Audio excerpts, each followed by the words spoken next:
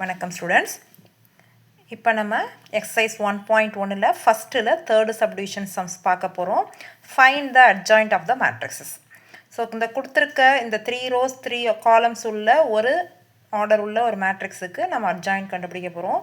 So இந்த கொடுத்துருக்க மேட்ரிக்ஸில் லாஸ்ட் மேட்ரிக்ஸுக்கும் இதுக்கும் என்ன டிஃப்ரென்ஸ், லாஸ்ட் சம்க்கும் இதுக்கு என்ன டிஃப்ரென்ஸ் அப்படின்னு பார்த்தோம்னா, இந்த மேட்ரிக்ஸுக்கு முன்னாடி ஒரு ஸ்கேலார் வேல்யூஸ் 1/3ன்னு ஒரு ஸ்கேலார் வேல்யூஸ் மல்டிபிள் ஆகிருக்கு.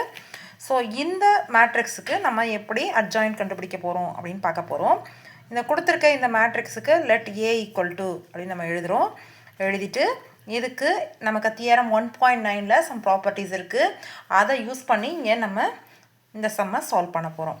Adjoint of KA equal to K power n-1 into adjoint A. இதை தான் நம்ம என்ன செய்ய போகிறோம், யூஸ் பண்ண போகிறோம். இந்த இடத்துல அட்ஜாயிண்ட் ஏ கண்டுபிடிக்கிறதுக்கு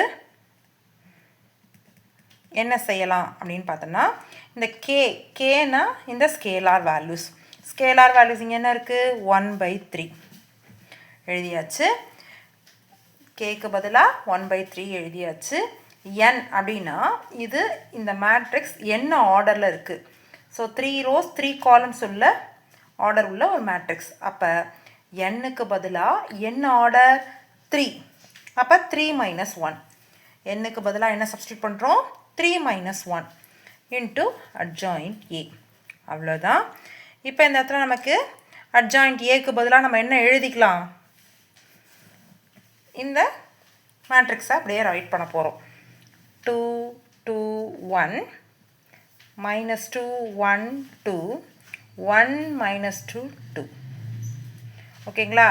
லாஸ்ட் சம்மில் பார்த்த மாதிரி அதே மாதிரி தான் கோஃபேக்டர் கண்டுபிடிக்க போகிறோம். கோஃபேக்டர்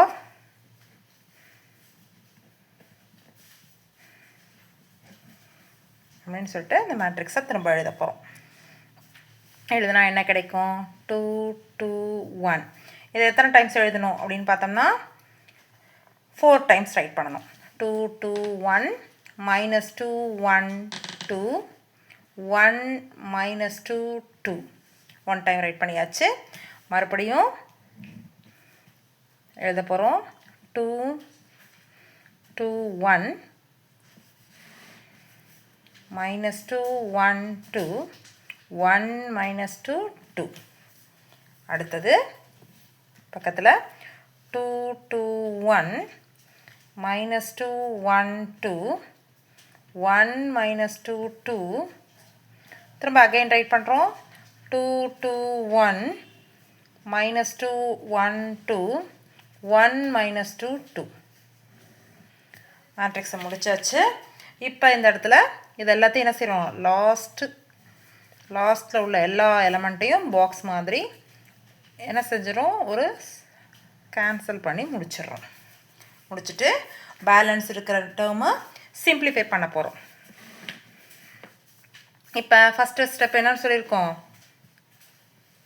நமக்கு டவுன்வர்ட்ஸ். ஸோ இந்த இருக்கு இல்லைங்களா, 1 × 2 2. அடுத்தது அப்வர்ட்ஸ் 2 × 2 4. இந்த 2 நம்பரை மல்டிப்ளை பண்ணும்போது சைனையும் மல்டிப்ளை பண்ணணும். இங்கே மைனஸ் இருக்குது, மேலே ப்ளஸ் இருக்குது. Minus into plus minus. So second step எழுதும்போது மைனஸ் வந்தால் என்ன போடணும்னு சொல்லியிருக்கேன், ப்ளஸ் போடணும்னு சொல்லியிருக்கேன்.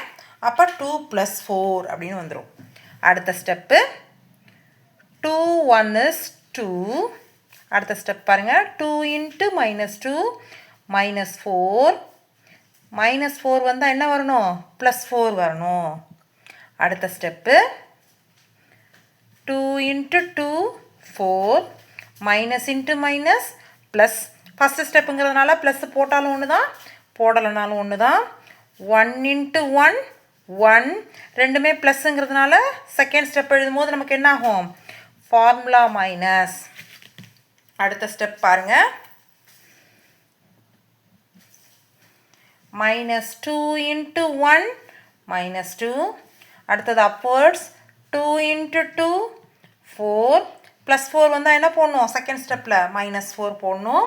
அடுத்த ஸ்டெப் பாருங்கள், 2 2s are 4.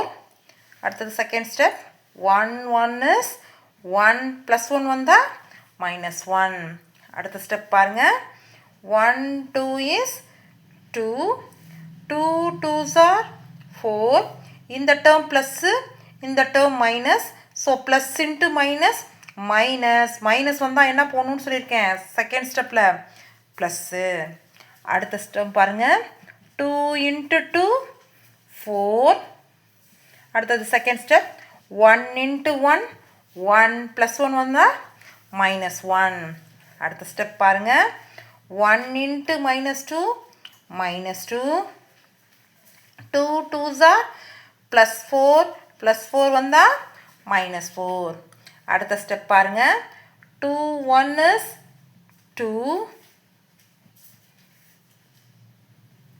அடுத்தது 2 2s are 4. இந்த இடத்துல மைனஸ் இருக்குது, இந்த இடத்துல ப்ளஸ் இருக்குது. So plus minus into plus minus. Minus வந்தால் செகண்ட் ஸ்டெப்பில் என்ன போடணும், ப்ளஸ் போடணும். ஸோ இதை க்ளோஸ் பண்ணியாச்சு. அடுத்த ஸ்டெப் பாருங்கள். இப்போ நம்ம 2 + 4 என்ன கிடைக்கும், 6. அடுத்தது 2 + 4 6.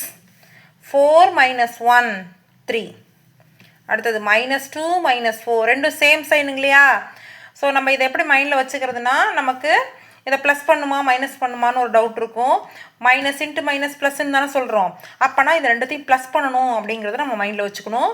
ரெண்டுத்தையும் ப்ளஸ் பண்ணால் நமக்கு என்ன வரும், 2 + 4 6. ரெண்டும் சேம் சைனில், அப்போ அந்த சைனை அப்படியே போட்டுடணும். அடுத்த ஸ்டெப் பாருங்கள். இந்த 4 வந்து ப்ளஸ்ஸு, 1 வந்து மைனஸ். 4 - 1 3. அடுத்தது 2 + 4 6. 4 - 1 3. இந்த இடத்துல பெரிய நம்பர் 4 தானே, அதோட சைன் +3. அடுத்தது அதே மாதிரி தான் ரெண்டு ஸ்டெப்பும், ரெண்டு சைன் என்னது, மைனஸ் இன்ட்டு மைனஸ் ப்ளஸ்னால் இந்த ரெண்டு நம்பரையும் ஆட் பண்ணணும் அப்படிங்கிறத மைண்டில் வச்சுக்கணும். அப்போ ஆட் பண்ணால் 6. ரெண்டுத்துக்கும் ஒரே சைன் இல்லையா, அந்த சைனை அப்படியே போட்டுடணும். அடுத்தது 2 + 4 6 முடிஞ்சது. இதுக்கப்புறம் நம்ம என்ன செய்ய போகிறோம் அப்படின்னு பார்த்தோம்னா, டிரான்ஸ்போஸ் பண்ண போகிறோம். இதை டிரான்ஸ்போஸ் பண்ணால் அதுதான் என்னது, நமக்கு அட்ஜாயிண்ட் ஏ. இப்போ கண்டுபிடிச்சி எழுதலாமா நம்ம. இப்போ நம்ம டிரான்ஸ்போஸ் பண்ண போகிறோம்.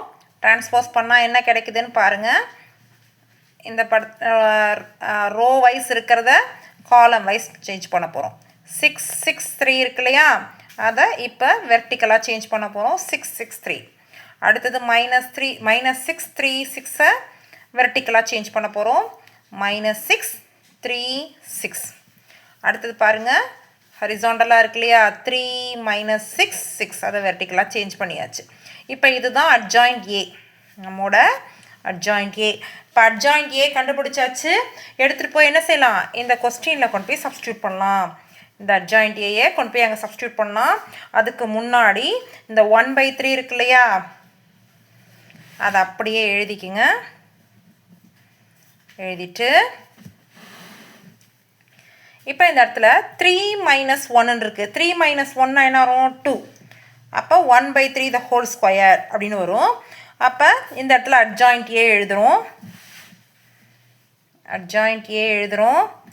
இப்போ இந்த 1/3 the whole squareனா, இந்த ஸ்கொயர் வந்து உள்ளே கொண்டு வரோம்.